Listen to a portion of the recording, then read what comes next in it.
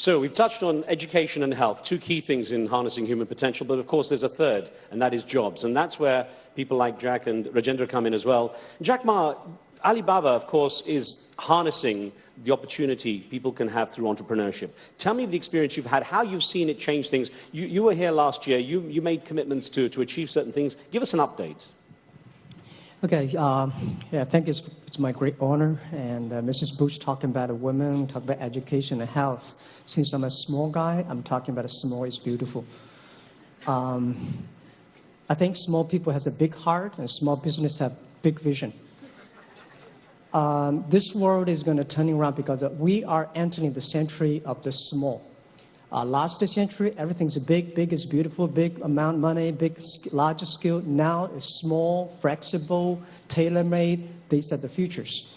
And at the small business, not only creating jobs, they're creating hopes. They're creating innovations. They're creating a lot of dreams.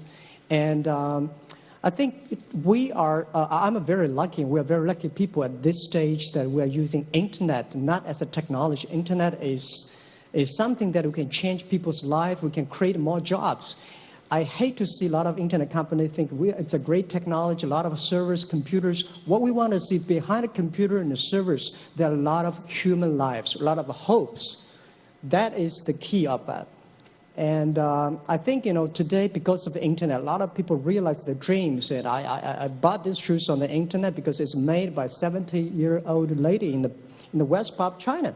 And when I bought the shoes, I know she has a job, and I enjoy my confidence on the cotton shoes. And this is all about helping others and helping yourself. And using internet, we don't want internet to be a cold-blooded machine that can choose humans' life. We want behind the computers their lives, their hopes, their dreams, their innovations.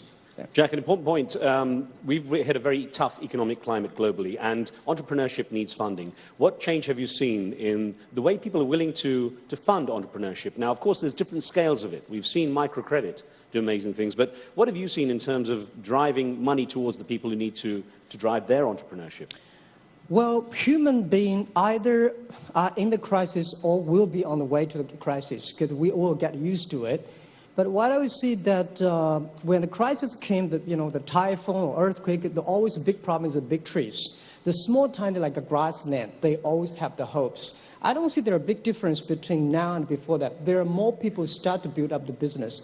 In China, I think next to 5 years, private sectors, entrepreneurs will coming up and to get also like Indian. So I see after the crisis, there will be more hopes. There are more entrepreneurs will come up. Thank you, Jack. Rajendra Pawar, thank you so much for your patience. Coming to you last, not least, of course. Tell me about Bhutan. That's been a very interesting and perhaps a potential role model for other parts of the world, a project to lift up the whole country. How? Well, Bhutan, for those of you who are not aware, is a small country, less than 1 million population between India and China. But in 1972, the fourth king was asked a question. He was traveling through Europe. What's the GDP of Bhutan? And he said, we don't believe in GDP.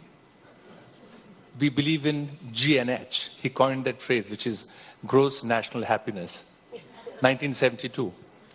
And today, the Scandinavian countries are going to study to see what do they mean by that, because with a single-minded focus on GDP, we've all gone the wrong way. So they are designing. The interesting thing about Bhutan is the world's youngest democracy. The monarchy, the fifth king, now just 30 years old, has caused democracy to happen. The government is just 2 years old. They're pursuing this dream of GNH. And the young king, I had a chance to meet him in October 2008 when I was there. And young, very well educated in India, in Europe, and the US. And he posed a question to me. He said, we have clarity on where we want to go with GNH. We don't want to destroy our environment. 72% is forest. They want to keep it. There's a constitutional clause which says that forests will never become less than 60% in the country.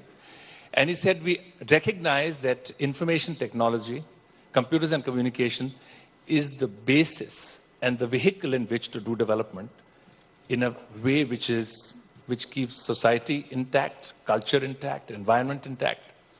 And he wanted to know that what NIIT had done in 30 years in India, and now 40 countries, on building talent, how could it be done in 5 years in Bhutan? So we put together a blueprint, which essentially has interesting role that educating the king, it starts with that, and he spent the time to learn.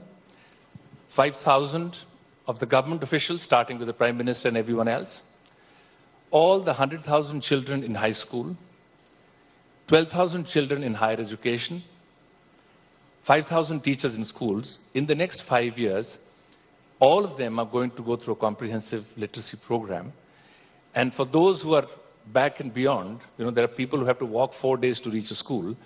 They will be putting the same high-well kiosks with with a solar panel and a satellite dish so that they can also be connected. So it's going to be a very big experiment in seeing how connectivity and computing can help a new nation to build gross national happiness. From what you've seen so far, can it be scaled up to help other countries that are looking to do the same kind of thing across a much bigger scale?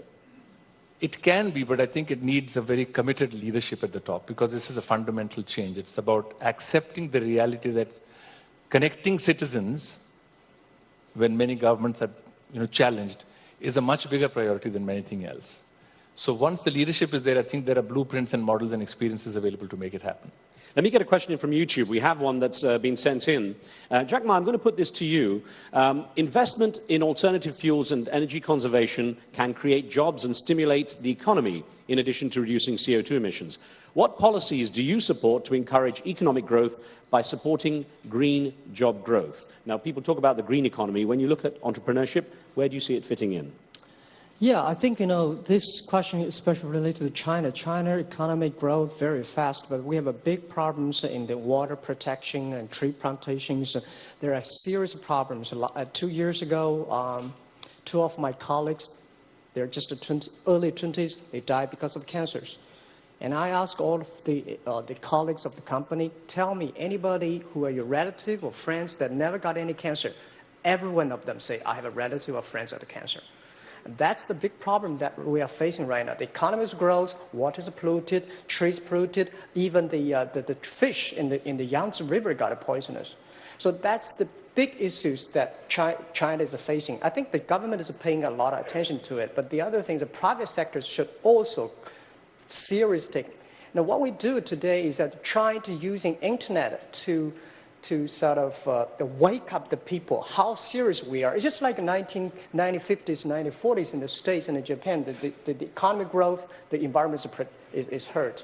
So I think the government and also the companies like us, we give 0.3% of the revenues every year, just focus on water protection and tree plantations.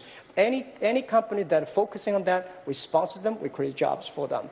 So I think this is a serious issue. It's not like years ago, most of the Chinese go, okay, let them talk about environment, let's focus on the growth. Now we know how serious it is. Mrs. Bush, it's interesting. Jack was talking about how entrepreneurship can actually lift up so many people. Now, I wonder, there's also a feeling among many young people that they've been failed by the generations before. Now, we're seeing a generation, 2 generations here on the stage. Is there a sense, perhaps, that so much wrong has been done that has, hindered the chance for the young generation? Is the young generation at all disillusioned? I'm asking you as opposed to your daughters, but do you think that there is disconnect? Well, just from watching my girls, I don't think there is necessarily. I think they see, because the world has gotten so small because of the internet and cable television and everything else we have, that they see world problems now as their problems. When my generation grew up and we didn't have that kind of access to what was going on in every single part of the world, our problems seemed so much closer to us, right at our front doors, rather than around the world. But what I see in young people, Barbara and Jenna and their cousin who's here at a front table, and other all of Barbara and Jenna's friends that I know, is that they want to reach out, that they feel a real responsibility to people all over the world, and a sisterhood and brotherhoodship, I think, with young people around the world. And one of the key things that we're stuck with here is a lack of time. There's a horrible red clock telling me we're pretty much having to wrap it out. So I hope, wrap it up, sorry. So I hope that at least some of the points made here will encourage further debate and discussion. It's important, obviously, as well as putting out the ideas and being able to put forward ideas, to be able to listen. And I always say how much of a problem there can be if people don't listen properly to all that's going on out there. With the story of an elderly man who went to the doctor. He was starting to feel his hearing going, his eyesight going, he was getting on. So he went to the doctor for his checkup. And the next day, the doctor saw him walking down the street, big smile on his face, with a very young woman, grinning away, dressed up. And the doctor saw him a few days later and said, "Jack, what are you doing? I saw you with that very young woman. You're 85 years old. What are you doing?" She was like a quarter of your age and big grin on your face. "What's going on?" He said, "I'm just following your advice, doctor." He said, "What do you mean following my advice?" "Well, he said, you said, be cheerful, get a hot mama." He said, "No, I didn't. I said, be careful, you've got a heart murmur." So it's very important that as much as we talk, we listen as well. And I thank you very much for listening to our panel. Big round of applause.